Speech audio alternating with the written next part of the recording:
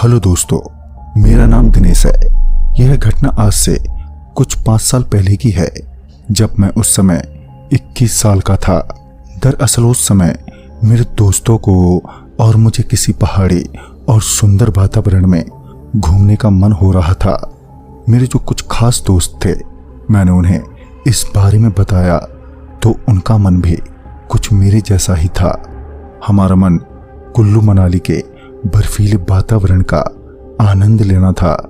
बस इसी को ध्यान में रखते हुए हमने मनाली जाने का फैसला किया।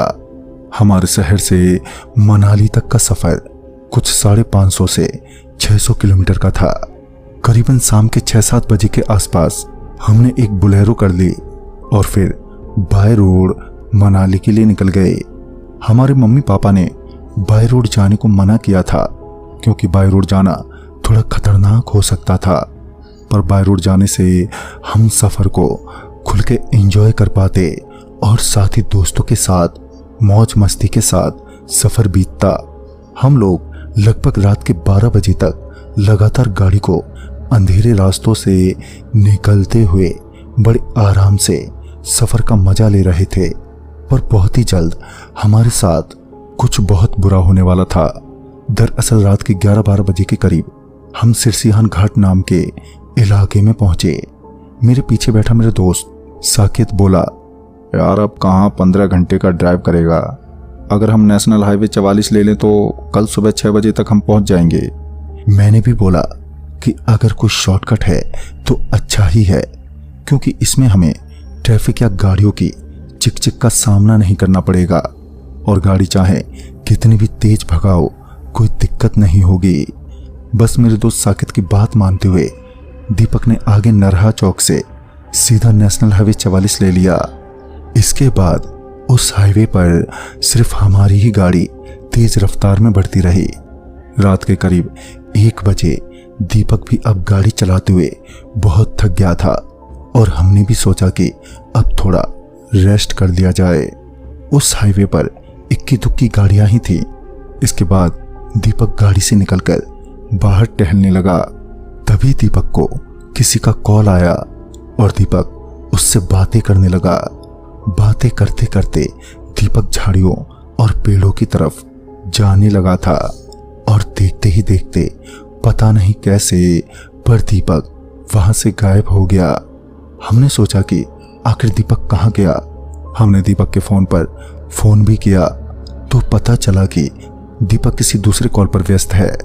अब हमने भी सोचा कि शायद दीपक की गर्लफ्रेंड का फोन आया होगा, इसी कारण उसकी बातें अब लंबी हो गई होंगी।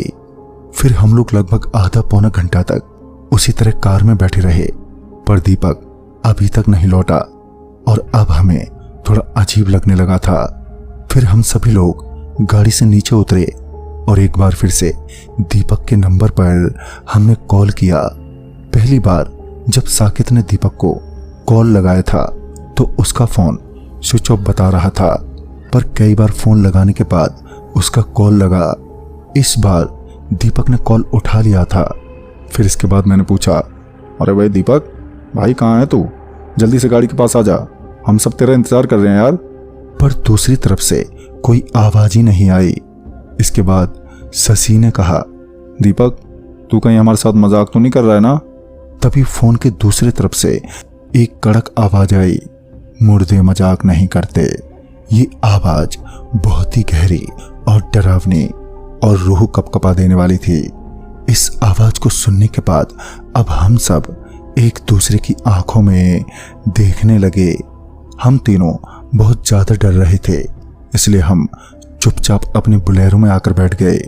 सच बताऊं तो हम सब में बहुत खौफ था, जो कि होना लाजमी भी था कि आखिर रात के 2 बजे एक सुनसान इलाका और एक ऐसी भयंकर आवाज जो किसी के भी रोंगटे खड़े कर सकती है।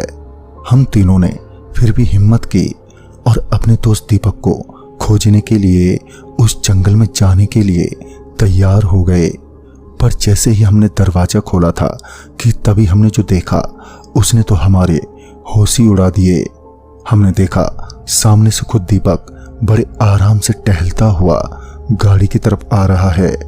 हमें बड़ी खुशी हुई, लेकिन इससे भी ज्यादा हमें अजीब लगा कि अगर दीपक सही सलामत है तब वो आवाज किसकी थी।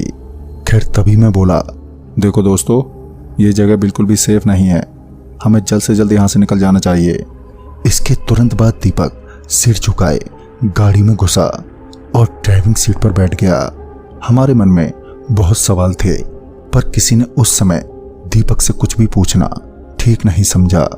मैंने दीपक को बोला भी, भाई मुझे लगता है तुझे आराम की जरूरत है, तू पीछे बैठ जा, गाड़ी मुझे चलाने दे। पर दीपक ने मेरी नहीं सुनी और गाड़ी को तेज रफ्तार से भगाने लगा। ऐसा लग रहा था जैसे दीपक में कुछ तो चेंजेस है। आगे से दीपक ने एक टर्न लिया जो कि सीधा जंगल की तरफ जाता था। साकेत ने दीपक को हिलाते हुए पूछा, अरे दीपक, हो क्या गया तुझे? पर दीपक ने कुछ जवाब नहीं दिया। दीपक गाड़ी को उन जंगलों में बड़ी तेज रफ्तार से भगा रहा था। हम लोगों को तो यकीन हो गया था कि आज तो एक्सीडेंट से मौत पक्की है। पर इसके तुरंत बाद दीपक ने एक जगह पर कार रोक दी और फिर अचानक से दीपक बेहोश हो गया और स्टीयरिंग पर माथे के बल बेहोश हो गया। हमारी तो कुछ समझ में नहीं आया कि अचानक ये सब कैसे हुआ। फिर गाड़ी की अंदर की लाइट चालू करने पर जो हमने देखा तो उसने हमें अंदर तक हिलाकर रख दिया। हमने देखा कि दीपक के गर्दन पर एक गोल काटा हुआ घेरा बना हुआ है, यानी कि ऐसा लग रहा था जैसे दीपक के गले को किसी ने राउंड शेप में काट दिया हो। मतलब कि दीपक अभी बेहोश नहीं, बल्कि ये तो कब का मर चुका है। अब ये सब देखकर हमारे रोंगटे खड़े हो गए और हमारे मन में अभी तो सवाल थे जो हमारी सांसों की रफ्तार को तेज कर रहे थे।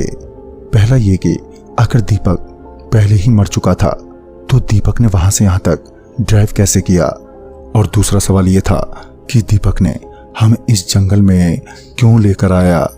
खौफ के मारे हमारा बुरा हाल था। रात के 3 बजे सुनसान जंगल और इतना भयानक हादसा एक सामान्य आदमी को अंदर से हिलाकर रख देने के लिए काफी था। दीपक अभी भी उसी स्टीयरिंग से माथा टिकाए पड़ा था जो हम 3 दोस्त वहां उस गाड़ी में जिंदा बचे थे। अब हम सब ने एक दूसरे को हिम्मत दी और गाड़ी से धीरे से निकलने लगे। हम लोग उस जंगल से धीरे धीरे बाहर की तरफ निकलने लगे। दीपक ने आखिर किस रास्ते से हमें यहां तक पहुंचाया था ये भी हमें मालूम नहीं था। हम लोग किसी तरह कम आवाज करते हुए जंगल से निकलने लगे, पर तभी हमने एक बांस के पेड़ पर देखा कि दीपक का सिर उस पर लटका हुआ है।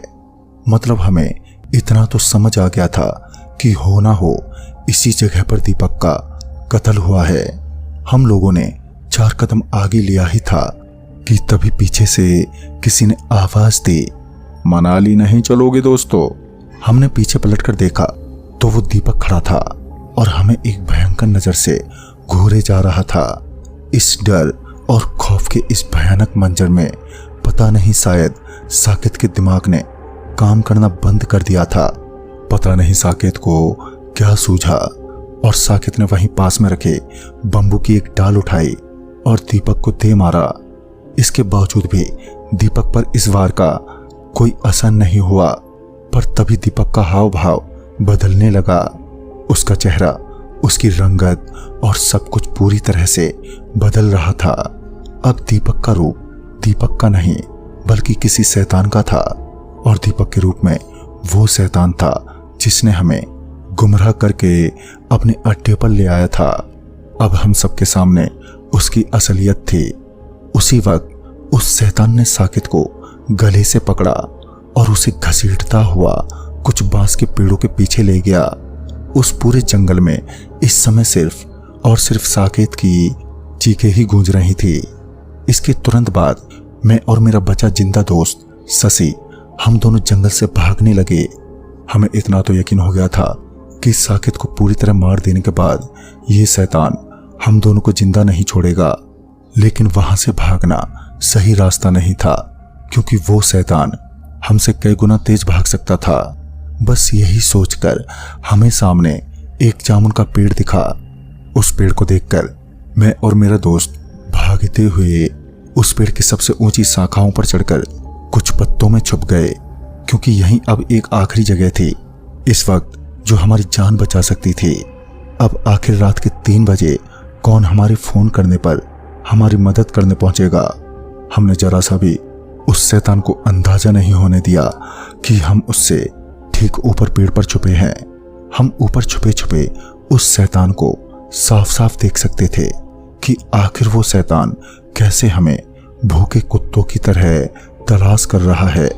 सच बताऊं तो उस समय मैंने जितने डर का अनुभव किया था उतना आज तक जिंदगी में पहले नहीं किया था। हम बुरी तरह से कांप रहे थे, पर धीरे धीरे माहौल थोड़ा नरमा गया और फिर कुछ समय बाद वो पिशाच वहां से गायब हो गया। पर हमने उतरने की गलती नहीं की, क्योंकि ये भी कहीं उसकी साजिश हो सकती थी। हम लोग लगभग सुबह के 7-8 बजे तक उसी तरह छुपे रहे और आखिरकार जब सूरज की किरणों का आगमन उस जंगल में हुआ तब कहीं जाकर हमारा डर कम हुआ। हम लोग उस पेड़ से नीचे उतरे और फिर कहीं जाकर हमारी जान में जान आई। फिर हमने उस जगह मदद के लिए कुछ लोगों को बुलाया और फिर तब जाकर कहीं हम सही सलामत घर पहुंचे। दोस्तों, आज भले ही इस घटना को बीते हुए 6 साल हो गए हैं, पर हमने उस हादसे में अपने 2 दोस्तों को खो दिया था। और अगर उस रात हम उस शैतान के हाथ लग जाते तो शायद हम दोबारा कभी कुछ बोलने के भी काबिल नहीं रहते। तो दोस्तों, इस कहानी में बस इतना ही।